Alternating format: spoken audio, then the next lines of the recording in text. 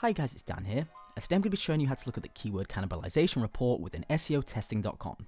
So as always, from the dashboard here, you just want to click the reports button on the left hand side, and then scroll right down to the bottom and you'll see the keyword cannibalization. Now for this actual feature, you do have to actually submit a report, and SEOTesting will take about a week or so to come back with the results for that. So I actually submit this last week, and it's obviously come back now as the actual completed cannibalization report.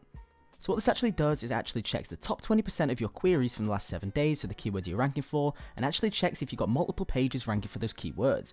Now obviously with SEO, you really don't want to have multiple pages ranking for keywords. It can drag down your actual rankings for that, as Google really doesn't know which one to actually see as the authority website, and therefore kind of ranks it all down and drags your whole site down with it. So you really don't want that to happen, and you do want to fix these as soon as possible if you see any that actually you want to change. So this is a really nice report. It actually drags in the data here from the actual Google Search Console. So you can see here that all the data is from the pages, impressions, clicks, average position, and CTR.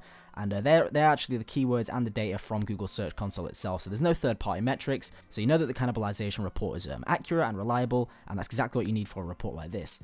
So scrolling down, you can see we've got a big list of keywords here that we'd actually have a look at and think maybe we need to change this. Maybe we need to actually see kind of which pages we are ranking kind of for multiple pages. So for example, this one here, this cognitive SEO, we're ranking for 2 pages there. So we're going to click on that and see what kind of what's going on with that. And as you can see, we've got one here, which is our intended page, which is the cognitive SEO review. And we also have an SEO content audit page, which obviously we don't really want ranking for cognitive SEO as a keyword.